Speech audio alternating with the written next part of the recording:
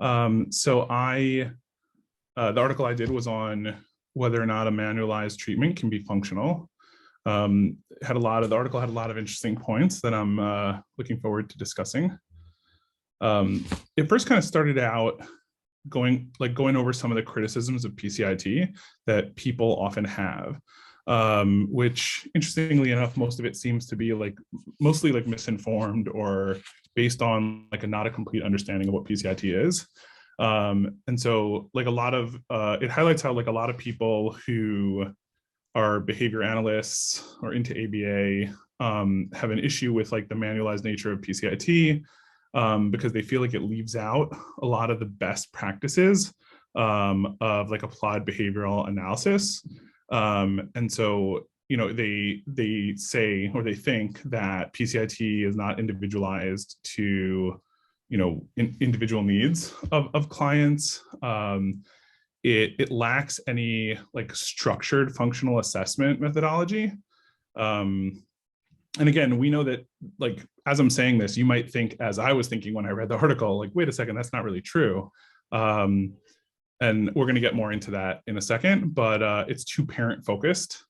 And it relies heavily on eliminative rather than educative techniques. So, timeout to reduce behaviors as opposed to skills training to focus on teaching skills that can help children replace behaviors with something else. And then lastly, it relies very heavily on parent report measures, normative comparisons, and between subject comparisons to determine treatment efficacy, which some people feel is not necessarily the best way of measuring treatment success. And so these are kind of the criticisms. In this article, the authors really discuss the ways in which all those criticisms essentially are based on a misunderstanding of PCIT or an incomplete understanding of PCIT. Really the four, and it kind of highlights the way in which four hallmarks of applied behavioral analysis really make up the foundational components of what PCIT is all about. The functional assessment, using data, which we use in terms of behavior rates of parents, rates of compliance with kids, the graphs that we use to monitor, and we use all that using data to guide treatment. So using all that information to guide treatment, not just the behavior rates of parents, also the behavior rates of children when they fill out the ECB each week, and those ratings, the 1 to 7 rates how frequently those behaviors are happening.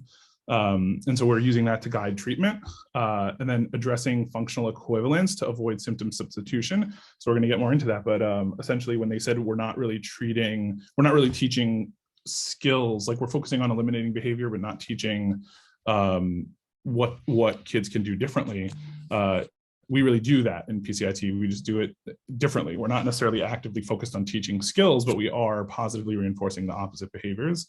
And that is specifically part of the issue is they say, if you don't teach the opposite, a different behavior to replace it, to replace the behavior you're trying to get rid of, you might end up leading to a different behavior that is a symptom substitution. So just a different behavior that has the same function, that's also undesirable, but we do really address that. And then promoting generalization, which we also focus on. And again, we'll get a little bit more into this.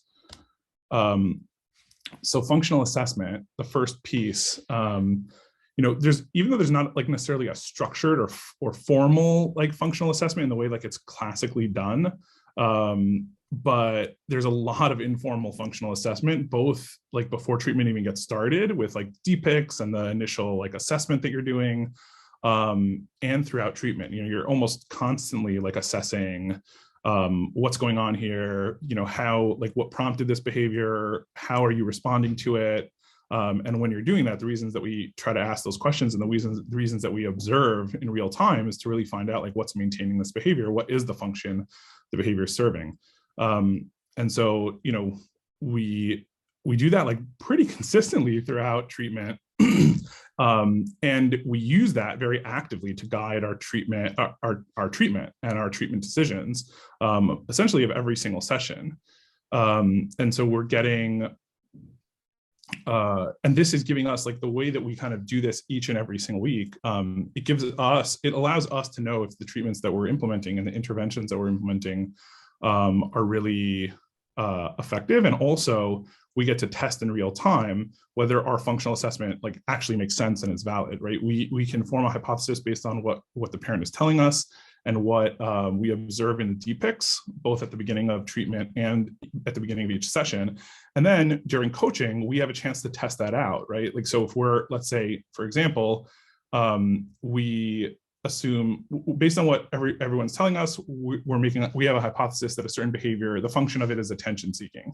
And so during coaching, we have the opportunity to coach a parent to ignore that behavior. And if we see that that's effective, then we were right. If not, then we get to think about, like, okay, what other functions could this behavior be serving? But that, like, the process I just described is the foundation of PCIT. And so we definitely include functional assessment. Potential drawback, or at least what people say, a drawback of using DPICs is that it uses frequency instead of, like, a time series, meaning, like, it doesn't allow for direct assessment of relationships between, like, antecedent behaviors and consequences, and, like, in the context of different settings. For example, child shares toy, parent praises, child shares toy again. It's more focused, DPICs is more focused on, like, frequency. We're rating, like, how often parents are using different skills, and we're more focused on that. However, again, like I mentioned before, we address this issue in coaching, right? Like I said before, we form hypotheses about what the antecedents are, and then what the function of the behaviors are, and what consequences are maintaining them. And then we manipulate that in coaching to see if we are correct. And to see, like, what reinforcers are maintaining the behaviors we don't want, and how we can change that to shift the behavior. So even though it's not necessarily a part of DPICs in every session, this is a part of what we're doing in each and every session. The reasons that PCIT doesn't include a more formal functional assessment is because there's way too many behaviors that we're assessing. On the ECB, there's, like, 39 different behaviors. It's just, it would take way too much time to do this formally. And it's, more important to begin the change process, especially since this is so integrated into every part of PCIT anyways. It's important to get that started. And we also know that kids with behavior problems, with disruptive behavior disorders, the behaviors typically have, like, one of two different functions: attention seeking or task avoidance. And we address those in CDI and PDI, and we get a chance to test them. And so there isn't, like, that wide of a spectrum of functions that we typically see. And so we don't necessarily need to spend all that time doing formal functional assessment. However, like I was saying, during coaching, as we're testing this out, and using the interventions that we know to address those functions, we have a chance to see in real time whether or not a behavior might have a different function. If we're using all the tools that we have at our disposal in PCIT and it's making no difference, well, then we say, okay, well, there might be another function here, and then we can do additional assessment to figure out what we might be missing and address that function as well. And that's within fidelity of PCIT. The next is using data to guide treatment. PCIT uses a tremendous amount of data, which is in line with ABA. So again, some ABAs criticize the way PCIT uses normative comparisons to determine when treatment should be ended.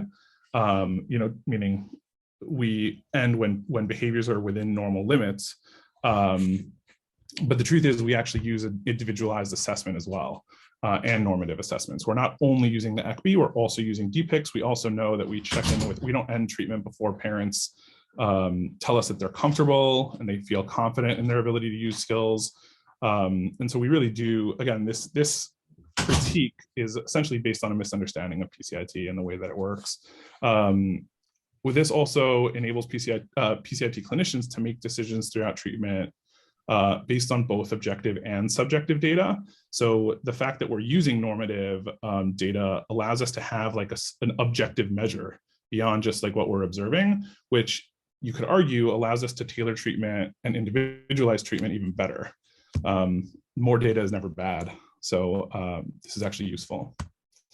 In terms of the criticism of functional equivalence, that PCIT focuses on eliminating things like eliminating parental criticism, negative attention, child noncompliance, but doesn't teach functionally equivalent behavior, and it doesn't focus on educating the child, which could lead to them substituting one behavior for another with the same function. I mean, this is just anyone who really has ever tried to practice PCIT knows that when I read this in the article, I was just like, what is this even talking about? I was so confused because it's just so not true. This is like really all we do is we teach the parent how to address behaviors in a different way. And we teach them how to achieve what they're attempting to achieve with these behaviors that we're trying to eliminate. We teach them how to actually be effective in achieving those behaviors with different strategies. And in terms of the child as well, we don't actively educate the child, not necessarily in the moment, or teach them any like coping skills, but we do have the parent like very actively, positively reinforce the positive opposites of all the behaviors that we're addressing. And so indirectly, or not really even indirectly, but even though it's not educative in nature, we are actively focusing on increasing behavior, like functional behaviors with the same function, like behaviors that will get them attention, but in a positive way, that will be more functional and more adaptive. Yeah, and so we definitely do all of this. We do also educate, we do also sometimes educate kids. The way that we do that is through commands, right? We teach parents on how to tell kids what we want to be seeing from them and then reinforce it with praise afterwards. And we do educate children on like the rules of PDI, and in certain situations, like when CDI has to be ended, like if they get aggressive. And so there is a component of that, and then we reinforce it with all of that with positive reinforcement. Yeah, so like I said, some of this I already covered, but so we definitely do teach the functional equivalent to parents, praising or describing instead of questions, to allow a child to lead the play, using direct commands and timeout sequence to discipline, as opposed to the cycles which give a lot of negative attention and end up maintaining behaviors that we don't like over time. And then the functional equivalent for like task avoidance is specifically not taught in PDI because we don't want them to have something that serves the same function as task avoidance. We're teaching the child the opposite. We want to teach them that they don't need to avoid the task, that they actually can get through the task and do it when they're told to do it. So that's on purpose. Some people do have additional criticisms and say like timeout is not an ideal way to teach kids to stop avoiding tasks, because timeout does essentially allow them to avoid doing a task immediately. In PCIT though, the way that we do timeout we don't really have that issue, because it's not just a punishment, it's also a system of like negative reinforcement, meaning they only get to leave timeout once they comply. And so we're actually teaching them that things go much smoother when they don't avoid the task. They get to do more of the things that they want and have more fun and get more time in when they approach the task immediately and complete it. So we address it in that way. And so again, when thinking about these criticisms, like, if you really understand PCIT, it's pretty clear that these are not real issues within the treatment that we're doing. Another thing that we do that is in line with ABA is focus a lot on generalization. We do this in lots of ways, including other caregivers, doing sibling sessions, public outing sessions. And so those are like formal parts of the treatment. We also have homework that we really stay on top of and push parents to do. We also overtrain parents. We overtrain like through positive practice. And part of the reason for the overtraining is to ensure generalization. I remember I actually had a parent once who pocket called me. Steve, I don't even know if I told you about this. I had a parent who pocket called me and left a 3-minute message. And I figured, I heard on the message that she was with her kids. And so I was like, let me listen and see what the interaction is like. And I remember at one point, she asked one of them to give her a water bottle. And she said, "Thank you for giving me that," or "Thank you for giving it to me." Something along those lines. I don't remember exactly. And I just remember thinking like, that's not how most people speak. You just say thank you, but thank you for giving me that. It shows even when she's not thinking about it, she was using the skills. She was close to graduation at the this point. But that is why we do it this way, so that it becomes like second nature. It's just habit and generalizes without them even thinking about it.